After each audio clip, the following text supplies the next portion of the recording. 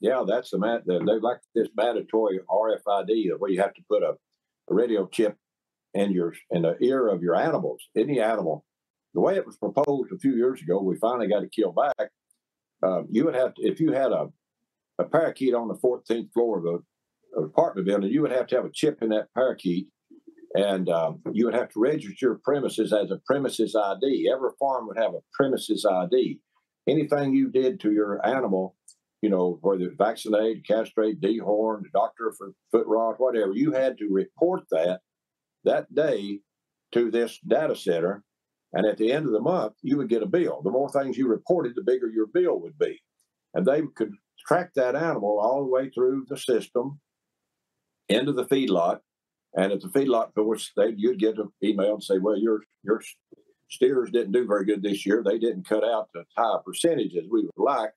So we're gonna sell you a bull. We'll lease him to you. We'll lease you a genetically modified bull, one of our bulls, and use that bull, or we won't buy your cattle. And so they would track it everywhere. Right now in England, they're proposing, if they've not already done it, you'd have to have a permit to have one chicken. If you had one chicken, you'd have to have a chip in that chicken, and it'd be registered with the government. And if they found you with a chicken without a chip in it, it would be a £6,000 fine or 6 months in jail. Now that's what's going on in Europe. Just look at Europe and see what's coming here.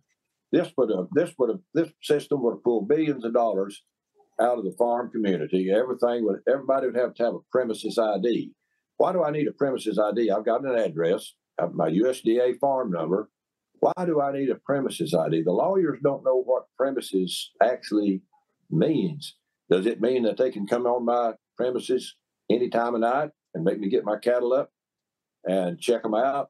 And if I've got a cow lost a calf, they say, well, do you have a death certificate for that calf? I said, no, it died. And we just let the buzzards eat it.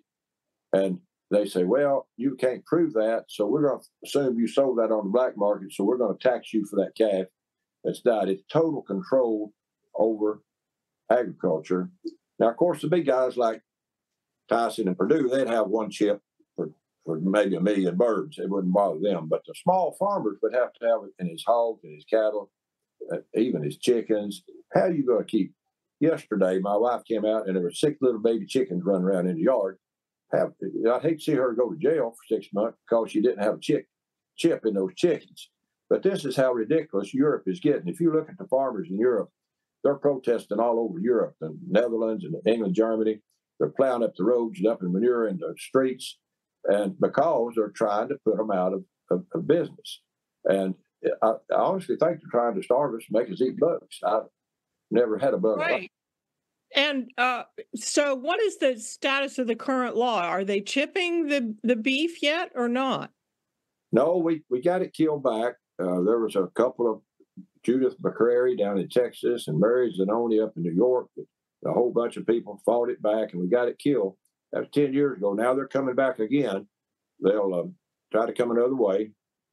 These databases will be huge, and they'll let some of the locals make money. The people, some of the professionals at maybe the Farm Bureau or the National Cattlemen's Beef Association, they'll own these databases to let them make some money, but we will have to pay them, and it will pull the last little bit of profit out of the farm community. And it's none of their business how many calves I've got, or how many sheep I've got, or how many hogs I've got. That just allows the 4 big beef packers, which are foreign-owned mainly. One of them's owned by 2 brothers from Brazil, and they were so crooked that the Brazilian government locked them up for 6 months. I mean, you can't imagine. I mean, why do we allow, where's our antitrust law? Why do we allow 4 companies to pack 90% of the beef and the chickens in this country? It's absolutely ridiculous. But the good news is there's a lot of young people, some of them on the far right, some of them on the far left. They realize that good food is cheaper than medicine. They realize if they feed their children good food, the boys will know which bathroom to use, and the girls will be healthy. They won't be roly-poly fat like so many little children today that they're raised on soft drinks, sugary soft drinks. They've probably not had any milk, and certainly no good raw milk that could keep their intestines healthy. But there's people all across the political spectrum. I have friends on one end to the other that appreciate our attempt to keep good food available. And the small farmers have got to make some money, or you're not going to have any small farmers. And I tell these buyers, I say, you may think it's a little higher, but you got to keep these guys in business, and it's cheaper than doctor bills.